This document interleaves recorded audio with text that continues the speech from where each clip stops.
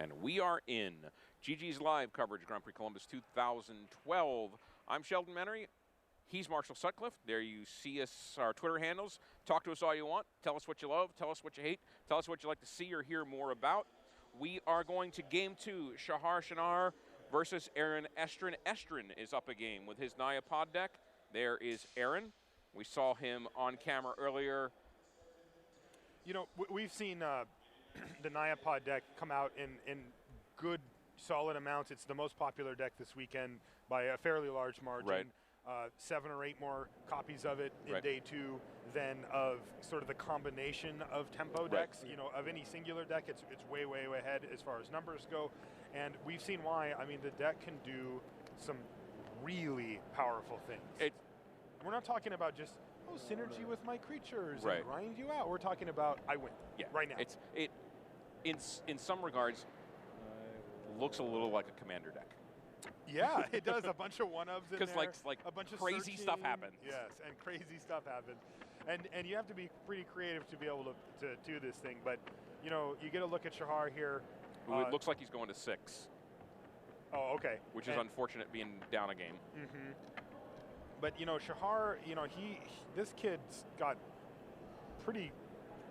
So if you had a chance, pretty ice-blooded or, you know, cold-blooded. Like, he doesn't seem to get too tilted. I mean, I don't know him that well, but he's very calculating, and I certainly wouldn't count him out at any point here. The guy's won 2 Grand Prix at the end of last year and one this year, you know, for 2, and he's looking to make it 3 within a course of a year. He's also platinum.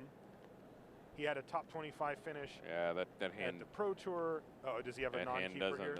It's a 1-lander with a Delver. It's a 1-lander, and it's also like the worst land for him to have. It's his 1 watery grave. Now, if he can hit like almost any fetch land, he'll be able to turn on basically his entire deck. But yeah, he's got a. I mean, he's. You know how that goes. We just need that 1 land. Oh, that's a pretty good. Turn 2 card because it gets him into his deck. If it's not going to be a land, then you know he might even draw one here. Hoop. It is a land, and it's a fetch. Good peel. Now these are going to be going away regardless. It kind of doesn't matter. Oh no, actually he can wait and draw one. I don't think he has a Step Links in his hand. He does have a Bolt, but. I think he's a Bolt and a Lightning Helix. Bolt, Lightning Helix, and a couple of maybe Snapcasters or something. That's what it looks like. So he ships those to the bottom, and he hits in for 3. This has been a pretty ideal opener here. Opening sequence for him after. It's kind of the best you could hope for after going to 6. It is. For sure. Now, Aaron draws a Birds of Paradise, which is, you know, perhaps a turn late. He's just going to run the Wall of Roots out now, though, and get it out. Doesn't really fall behind that much. Right. The Wall of Roots being able to activate right away is pretty huge. Yeah. I suspect that this bird is going to... I mean, Shar's going to attack first to make sure that Aaron doesn't block with the bird. I mean, I think he would gladly take a chump block there and be pretty happy with it, but I think it's going to eat a Helix maybe. Oh, does he have a mana leak too? Why is he passing back? He could have a Remand or a mana leak. He wouldn't let the bird survive. Yeah, there's a Remand there. Okay. Top of his hand. Yeah, he doesn't run mana leak actually, so yeah. There's no way he lets the bird survive if he doesn't have an answer like that. Yeah, now end of turn. Ooh, so I see a Birthing Pod, I see a Village Bell Ringers, and I also see, this is a good time to land an Angel if you're going to land an Angel. The trigger's on the stack, and Shenhar only has access to 1 land. He can cast his Angel right now if he wants, and he will resolve it. Shenhar's putting it into play tapped anyway because he cracked the fetch and his opponent didn't do anything, so he's like, well, I guess I won't just take 2 then. So he's going to allow the bird to live a turn here. But the thing is, Shenhar knows exactly what's happening. And we've seen Aaron do this before, I think, where I think this is maybe a little greedy. Like, he wants to try to get Shenhar to attack with his Delver, and then he wants to flash in the Angel and get him. Mm-hmm. But Shenhar's smarter than that, and I just don't think he's going to let that happen. There's his draw. Okay, we see the Faithless looting, the one of. Attack. And he's just going to have to remand it now. He just doesn't really have a choice. Right.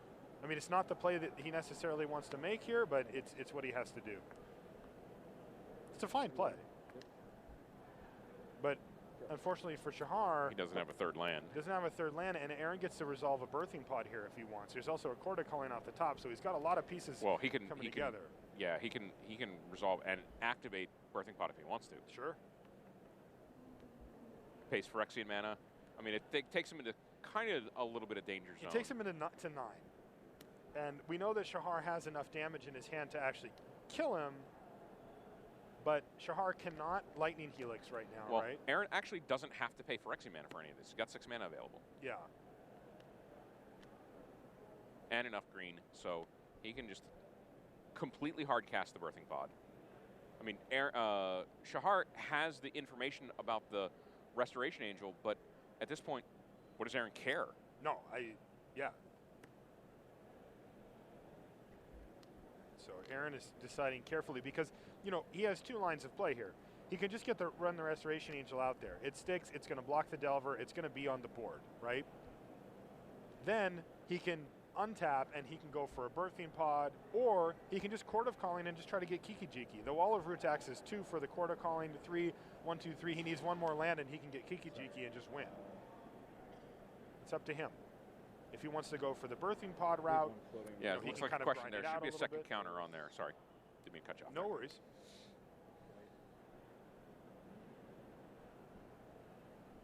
Bellringer? All right.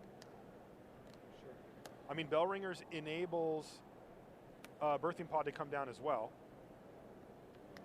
if he wants it to. He's got to pay Phyrexian mana for it now because he's already used the.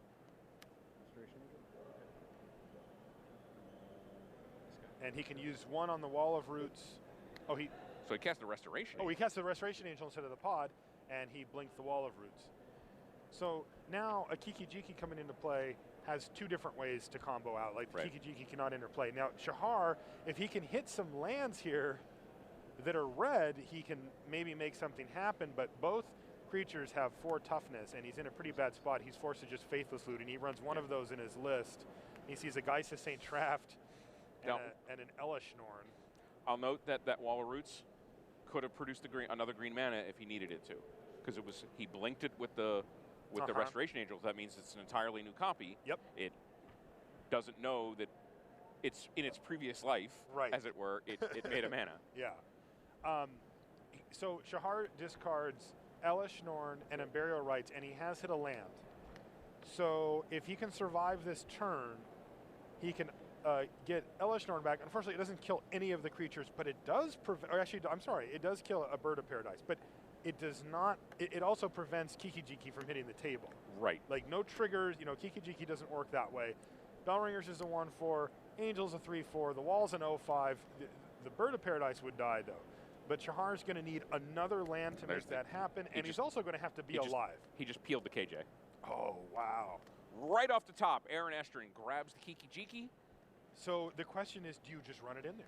I mean, he's got 4 in his deck, I believe. Yeah.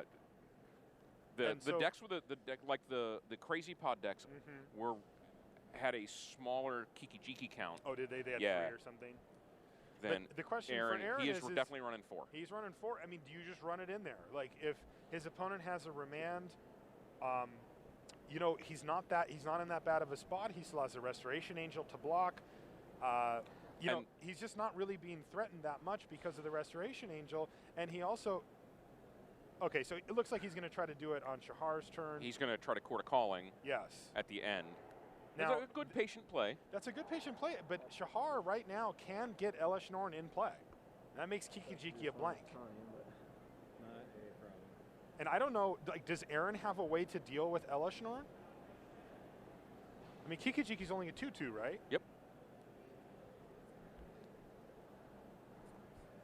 He can Zealous Conscripts. Yeah, he can do that.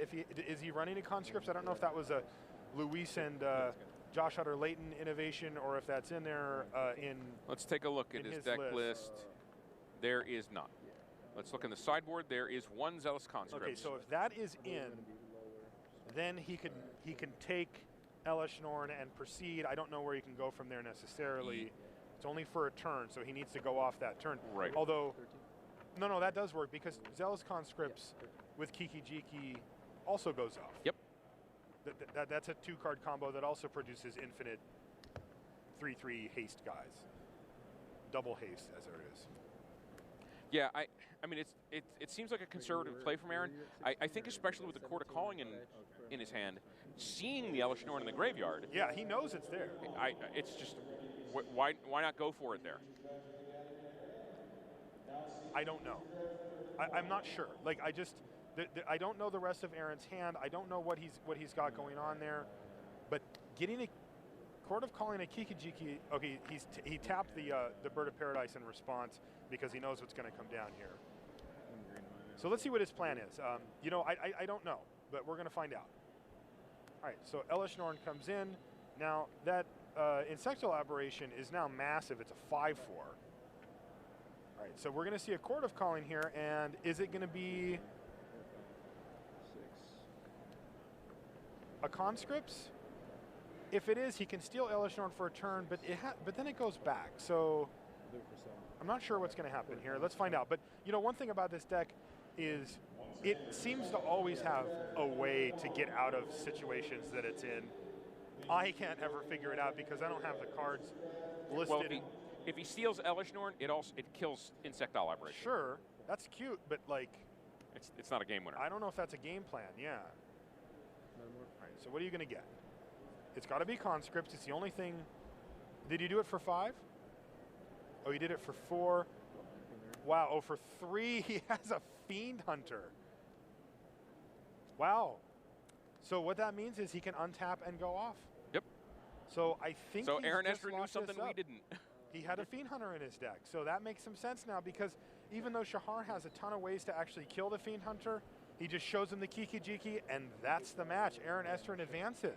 So Aaron Estrin pulls one, sort of one that we actually missed. That well, when you have a toolbox like that, and we're not aware of it, right. I'm just going to wait for him to do it and figure it out. Right. I don't know what he's got in mind.